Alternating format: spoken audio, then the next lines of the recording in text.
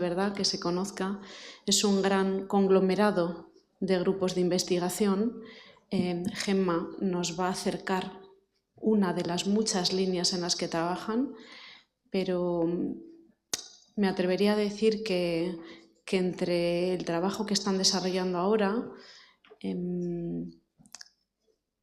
hay una línea que creo que interesa especialmente por la gran inversión de recursos que se está dedicando, y es todo lo que tiene que ver con las nuevas tecnologías.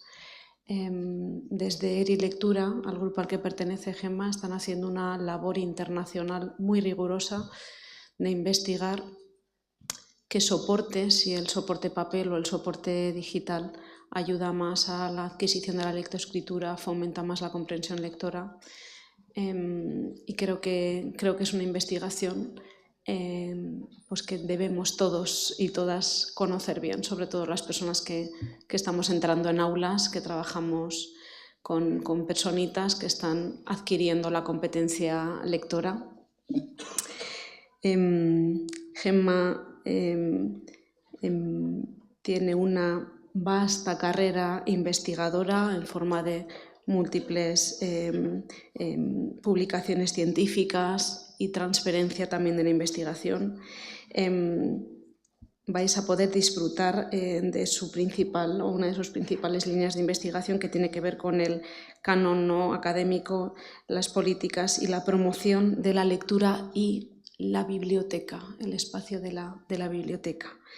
De hecho, actualmente es la investigadora principal de un proyecto financiado por el Ministerio de Ciencias e Innovación, cuyo título es El canon literario no académico, construcción, características, responsables y selección y recepción de epitextos públicos virtuales. Hoy Gemma nos va a hablar sobre ese derecho que debiéramos tener todos de disfrutar del patrimonio literario, y se va a centrar especialmente en la importancia que tiene la biblioteca escolar. Muchas gracias, Gemma. Adelante.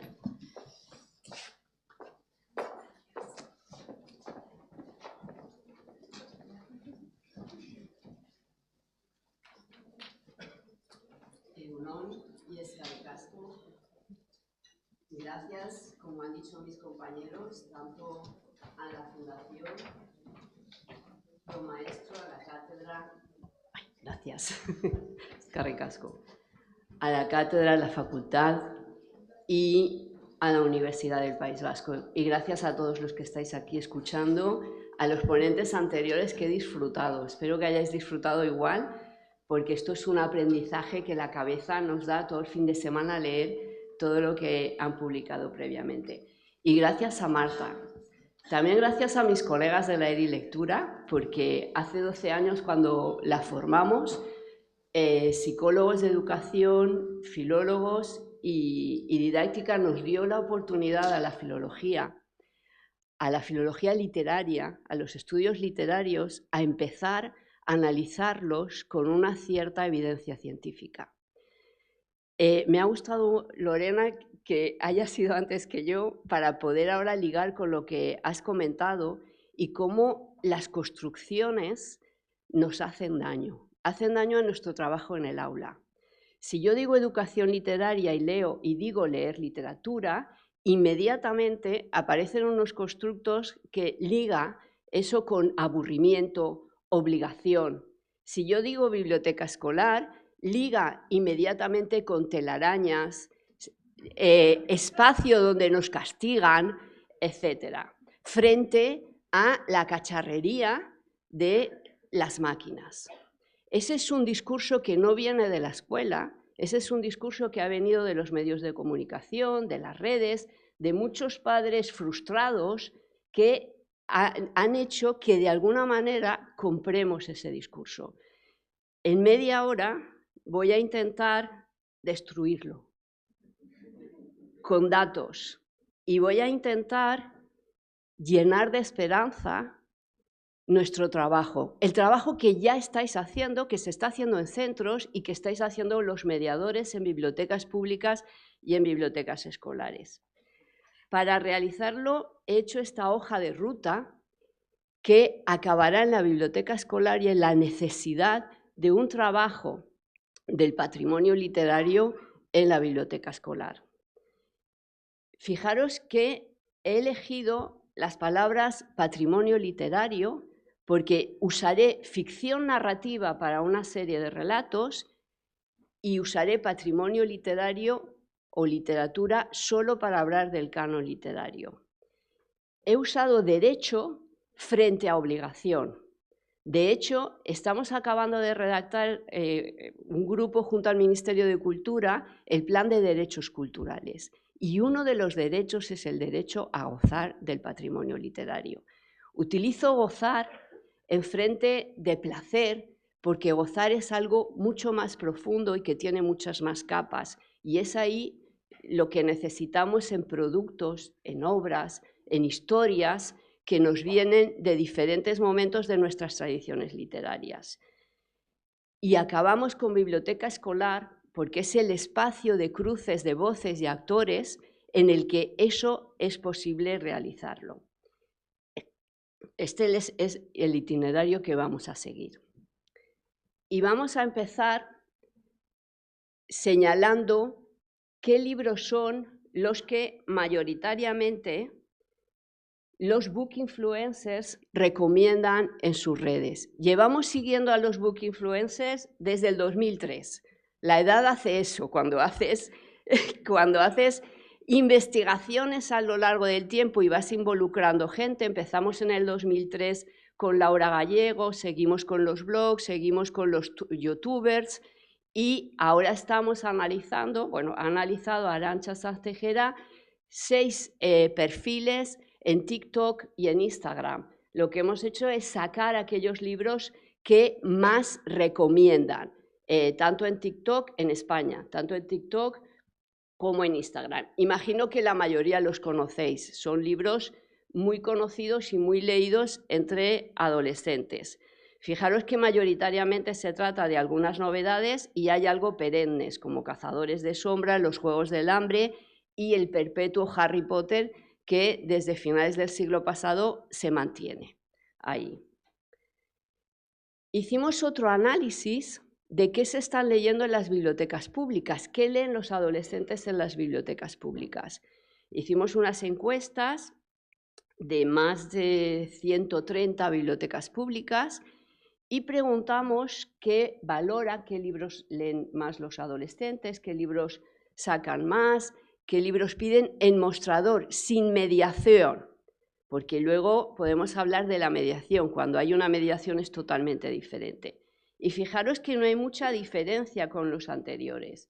De hecho, aquí la saga Mentira de Care Santos se repite, también aparecía en los book influencers, aparece After, La Reina Roja, Blue Jeans. He elegido este título, pero como se menciona, se dice algo de Blue Jeans o algo de Laura Gallego, en ese sentido. Invisible, que es otro clásico, y Los Juegos del Hambre, que podéis comprobar. ¿Por qué enganchan estos títulos? No tenemos ahí todavía una respuesta. Ahí necesitamos más estudios y más evidencia científica. Pero desde la filología sí que podemos aportar análisis discursivos. Hemos analizado no solo esto, sino los 15 últimos años de la ficción narrativa más vendida entre adolescentes y todos siguen un mismo patrón discursivo. Un patrón discursivo que tiene que ver con las características que tenéis ahí. Por ejemplo, los libros autoconclusivos, aquellos que empiezan y acaban en un solo título, siguen mayoritariamente siguen siempre una estructura. Es que no me gusta la palabra siempre, pero como esta charla es más divulgativa, voy a utilizar palabras más fuertes. Siempre una estructura quinaria, inicio, situación inicial, inicio de la acción, acción, resolución de la acción, situación final. Por ejemplo, Invisible. Hay otros, los que aparecen o se publican en forma de serie, de saga, de trilogía o tetralogía, que siguen lo que se denomina el relato de iniciación.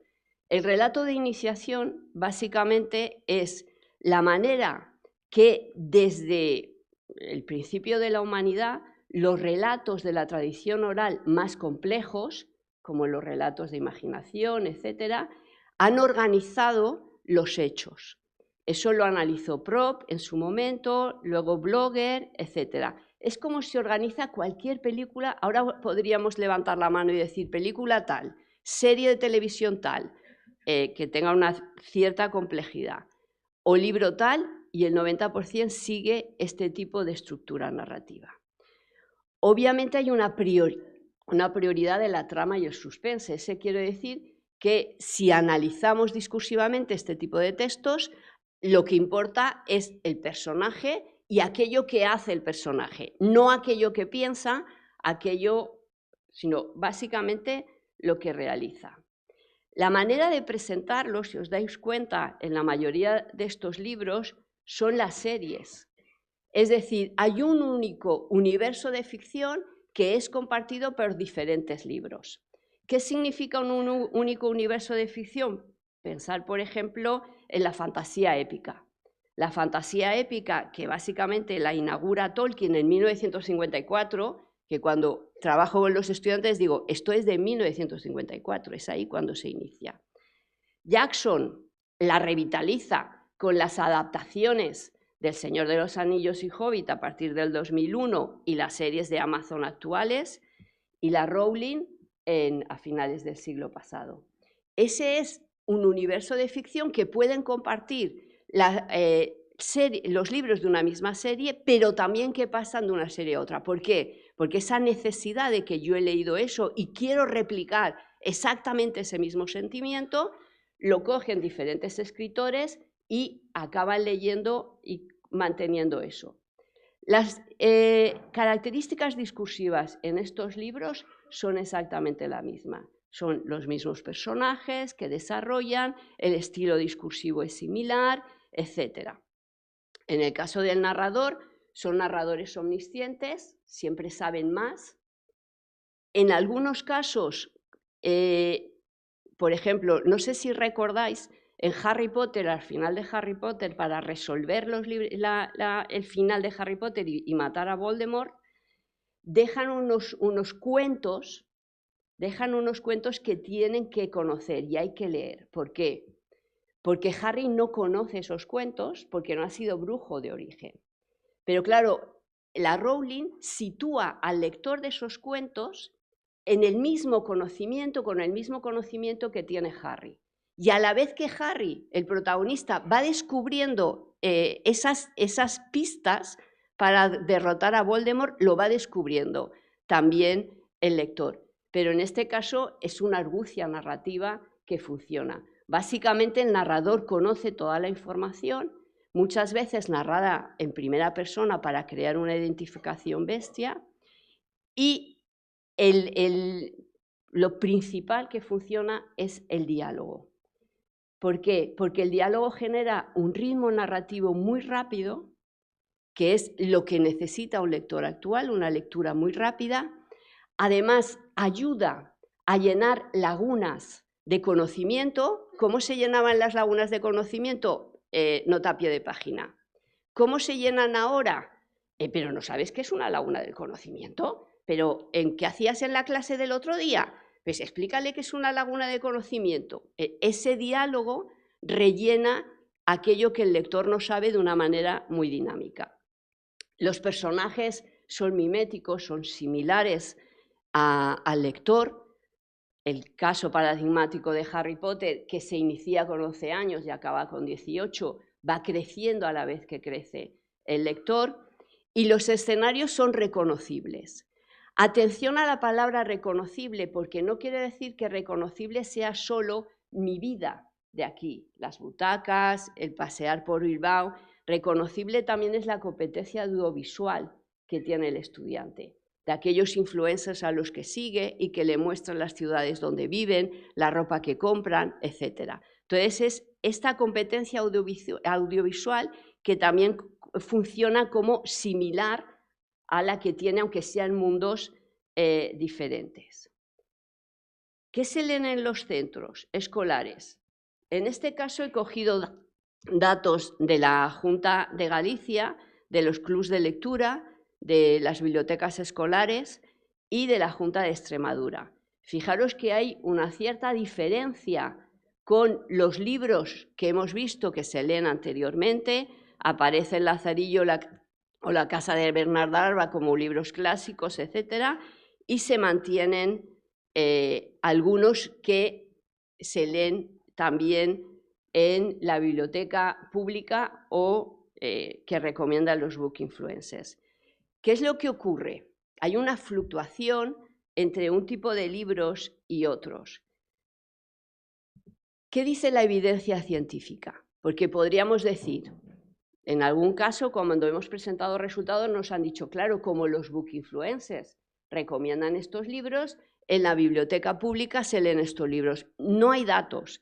Hicimos un estado de la cuestión sobre investigaciones de book influencers, sobre todo de booktokers y tal, y no hay datos sobre la influencia. Aquello de que influencian no se sabe. De hecho, parece que no influencian nada. Es decir, que no sirven de ejemplo. De hecho, se han hecho algún estudio experimental en el que se han tomado dos grupos, unos que les gusta la lectura y otros que no. Se les ha presentado book influencers, sobre todo de TikTok. A los que les gusta la lectura les ha gustado, tampoco es que los datos no eran de entusiasmo, y a los que no les gusta la lectura no les ha gustado, porque el formato a veces no tiene que ver con aquello que se comunica. Por lo tanto, la influencia no está clara. Pero sí que tenemos otros datos que nos dicen por qué estos libros se enganchan. Y básicamente es lo que tenéis aquí. Hay unos patrones con los que el lector se identifica. En el estudio de Merga que tenéis bajo y que analiza aquellos libros, lo que analiza es la expectativa del lector y respuestas de lectores de bibliotecas escolares. Y cuando se les pregunta por qué le gustan las series y por qué las leen más, es porque para ellos supone como una familiaridad atractiva. Es decir, aquello que leen ya lo conocen. Cuando van a leer el siguiente capítulo, les gusta el siguiente libro, es que me va la ficción audiovisual. Cuando van a leer el siguiente libro, ya saben quiénes son aquellos personajes, qué les han ocurrido, forman parte de la familia.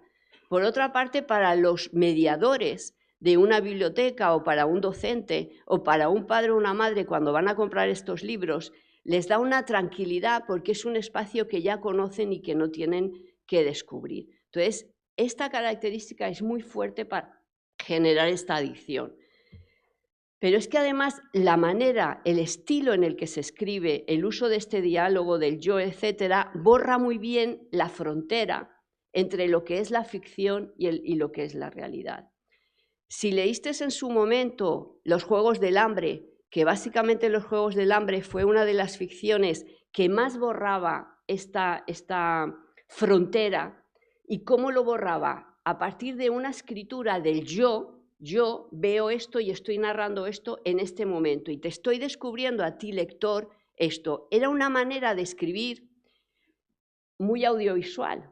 De hecho, la autora de Los Juegos del Hambre, la autora de Crepúsculo, que son dos de las sagas que más utilizan este mecanismo, no eran escritoras ni docentes, como la mayoría de la literatura adolescente. Eran guionistas de audiovisual, de series de audiovisual, y imitaban esta manera de escribir. Luego hay otro tipo de relato como invisible, y en el que algunos investigadores llaman relato de época. ¿Qué significa el relato de época? Son aquellos relatos en los que el adolescente ve sus conflictos y ve maneras de resolver estos conflictos. Le ofrecen maneras de resolver conflictos. Es una cotidianidad que casi nos muestra un relato de época.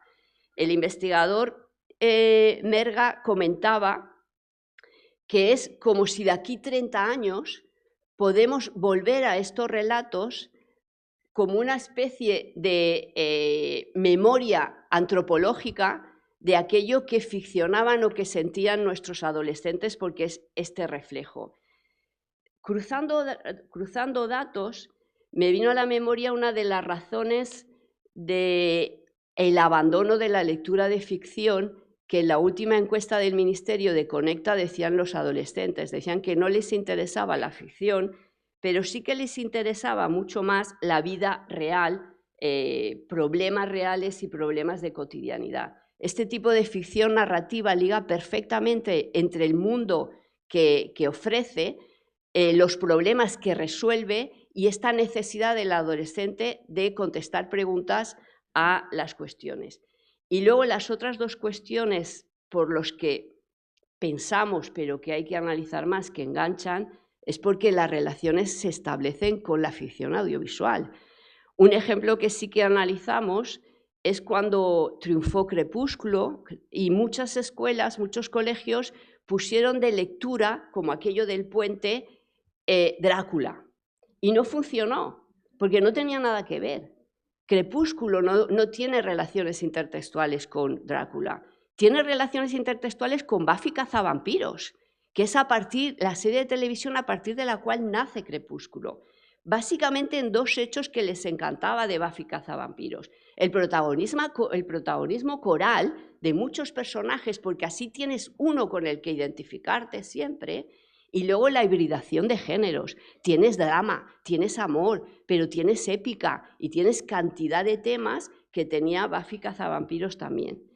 Y luego hay uno de los problemas que nos va a llevar a defender mucho más el patrimonio literario, es la última característica que hay.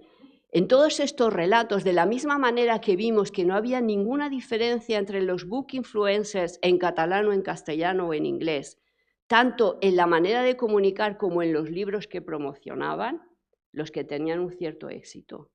No hay diferencias ligadas a nuestras culturas en este tipo de libros. Este tipo de libros representan mundos ligados a la globalización, a la universalización, y básicamente ligan con los canales virtuales, no ligan con la literatura, no ligan con nuestro pasado, no ligan con nuestra manera de ver la literatura.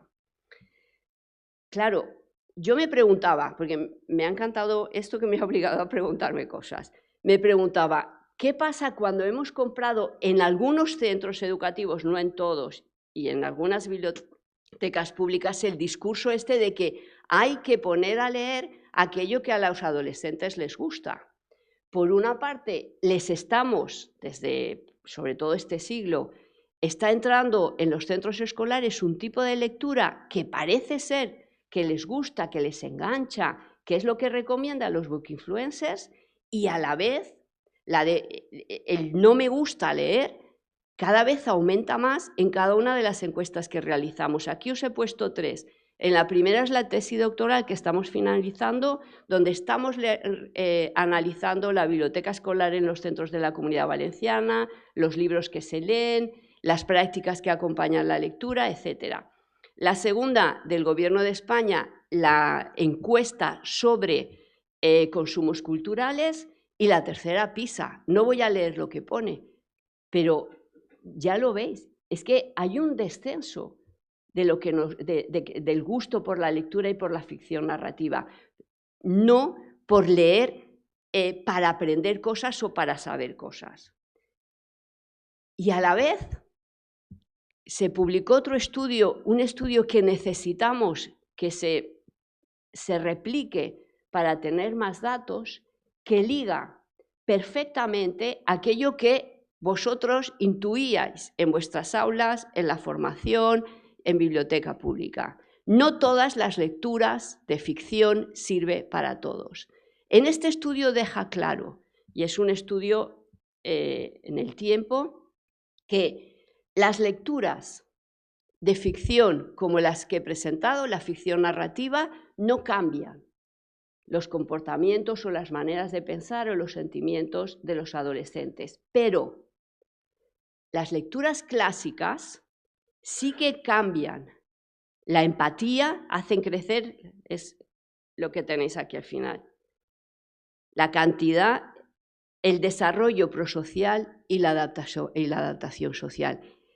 Yo este estudio lo enmarcaría, lo pondría a la puerta de todas las bibliotecas escolares, de todos los centros educativos. Cada vez que yo me reúno con los padres, se lo llevaría y las madres allí a los AFA les haría leer este es el resumen del estudio, porque con eso no estamos diciendo que un tipo de lectura sea malo o bueno. Aquí no estamos hablando de bueno o malo. Cuando analizamos datos no analizamos esto. Lo que estamos diciendo es que instituciones como la biblioteca pública, la biblioteca escolar o el centro escolar necesita mantener y defender este tipo de literatura. Pero claro, es que es muy difícil de vender el patrimonio literario. Es muy fácil, yo os he puesto las portadas anteriores y tienes una relación afectiva con muchos de estos títulos, absolutamente afectiva con ellos. Te traen recuerdos y muchas veces la literatura, cuando he intentado medir la literatura, siempre tienes respuesta con aquello del sentimiento no se mide, cómo vas a medir el placer, es difícil, pero que hay que intentarlo, porque si no, no vamos a poder defenderlo en un mundo en el que el dato es el que manda.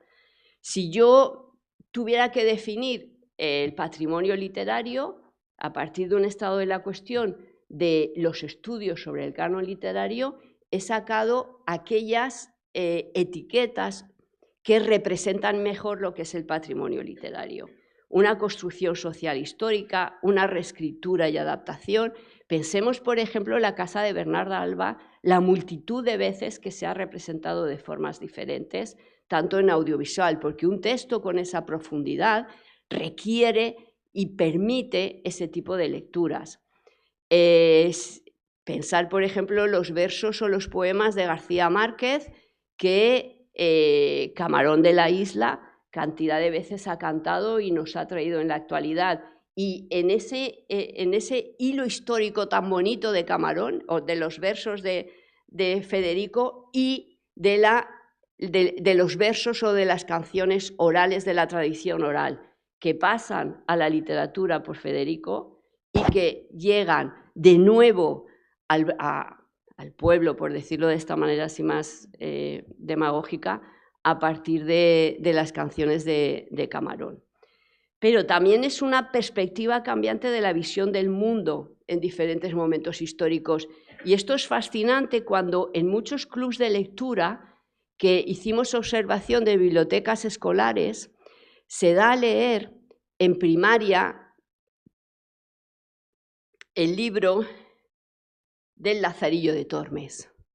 Y cuando provoca preguntas en los niños, cuando se les enfrenta con un mundo absolutamente diferente al actual, porque eso es lo que te aporta la literatura, de por qué no llama a la policía para que lo defienda, o por qué no va a Cáritas a que le den de comer, o por qué aguanta todo aquello, por qué la madre no lo da en adopción o está en un centro de acogida, porque en el mundo del niño de 11 o 12 años no entra ese mundo del Lazarillo de Tormes. Pero la educación literaria sabemos que es difícil y leer este tipo de textos es muy difícil porque requiere dos tipos de acciones en dos espacios diferentes. El primero, la complejidad interpretativa de estos textos, en el caso de poesía, en el caso de teatro, en el caso de narrativa. Pero el segundo, y este primero obviamente estará sobre todo en la clase de literatura, pero el segundo es el que a mí me interesa aquí y es de la literatura como una experiencia. Y la literatura como una experiencia, como una implicación que se está haciendo desde hace años y que hay que visibilizar mucho más y que hay que trabajar y que hay que valorar, es el espacio de la biblioteca escolar, el espacio perfecto donde se va a realizar. ¿Por qué? Primero, porque la educación literaria se empieza desde infantil, continúa en primaria y acaba en secundaria. Y la biblioteca escolar es ese espacio en el que entran todos los niveles educativos y donde hay la posibilidad de relacionarse todos los niveles educativos. Pero además, la educación literaria no es una obligación solo de la clase de literatura. Eso ya lo dice la LOMLOE, pero leyes anteriores se ha dicho y hay prácticas de bibliotecas escolares y de clubs de lectura que lo ha dejado claro. son experiencias que van desde literatura, desde física, desde arte, desde geografía, desde historia, desde todas las áreas. Y que también implica familias, implica docentes e implica alumnos. Y ese espacio único es la biblioteca escolar. El problema es que la biblioteca escolar es la gran desconocida. Yo no sé ahora mismo, mientras yo estoy hablando, me encantaría que esto fuera como un audiovisual y que os aparecieran globitos ahí y a cada uno apareciera la palabra relacionada con biblioteca escolar, a ver cada uno qué le aparece. Yo aquí he elegido la definición clave y esa definición clave es la que tenéis ahí. Es un espacio de aprendizaje multiactorial de diferentes niveles, de diferentes asignaturas. Eso es lo que dice IFLA y eso es lo que dice UNESCO. Y eso es lo que hay en muchos territorios. Eso es biblioteca escolar.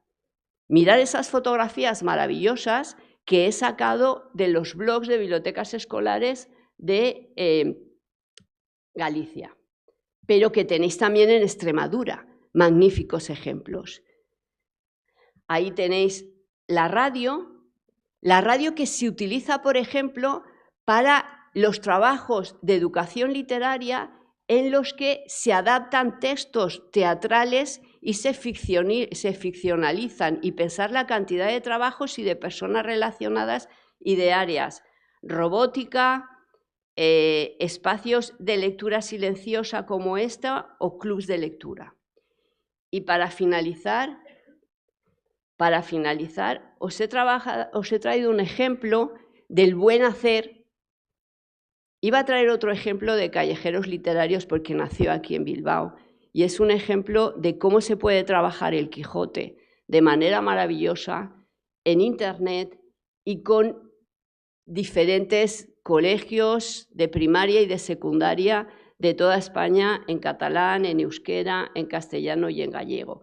Pero he elegido este que es de primaria específicamente en una biblioteca escolar de, la tenéis ahí, de Galicia, donde van a trabajar en primaria en la Odisea y donde el resultado final de la Odisea en esta biblioteca escolar es la traducción e ilustración de la Odisea entre niños de diferentes y niñas de diferentes niveles educativos, donde van a trabajar las áreas de geografía y de historia porque van a ver la Odisea en el arte, porque van a ver matemáticas y la relación de matemáticas con el arte, donde van a trabajar tecnología porque van a hacer un pequeño vídeo que tenéis en la página web. Es decir, la educación literaria significa experimentar con los mundos posibles que generaciones anteriores han creado para nosotros y que queremos experimentar nosotros con los niños y jóvenes y que ellos sean capaces de experimentar una vez dejen la escuela. Y la biblioteca escolar como comunidad de aprendizajes diversos es el lugar perfecto. Pero para que esto sea un sueño, creo que es para que esto sea una realidad y deje de ser experiencias que son muy amplias y que están realizando en muchos espacios, es muy importante analizarlos con datos que permitan ver los logros que se han conseguido, mostrarlos y a su vez reivindicar el trabajo que ya estamos realizando. Muchas gracias.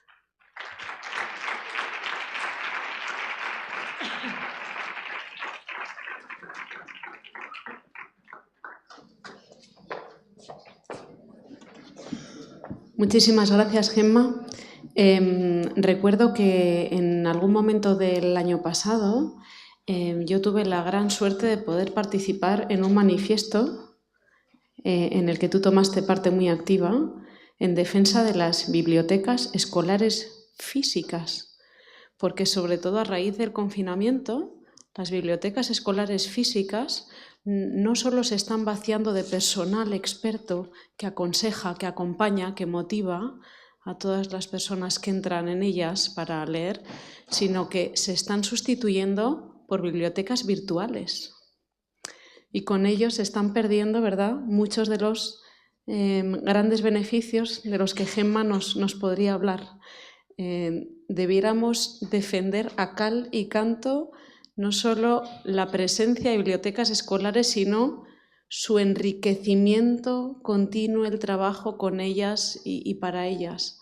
Y vuelvo de nuevo a lo que comentaba cuando presentaba a Gemma.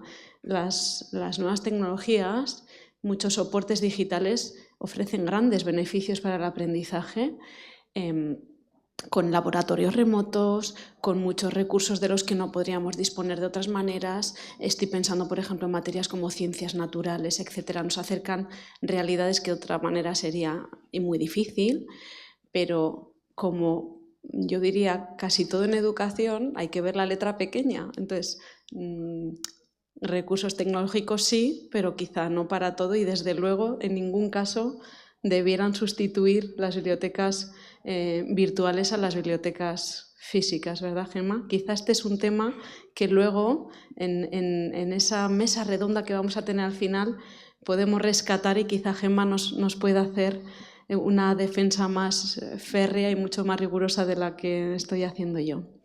Bueno, pues supongo que estaréis deseando que me calle y que podamos ir a un descanso, que afortunadamente además pues, se va a dilatar un poquito más, porque hemos ido ahí comiendo minutitos, hemos hecho muy bien los cambios de unas ponencias a otras. Entonces volveremos a las 12. Como tenemos más tiempo, sed por favor puntuales. Si podéis estar a las 12 menos 5, muchísimo mejor, porque si no, ya habéis visto en la entrada, ¿verdad?, que es muy fácil que nos entretengamos, que nos encontremos a alguien. Entonces, os pido por favor a todos y todas que estemos aquí ya sentados a las 12 menos 5 para atender las últimas 2 ponencias y poder disfrutar de la mesa redonda al final. Muchísimas gracias.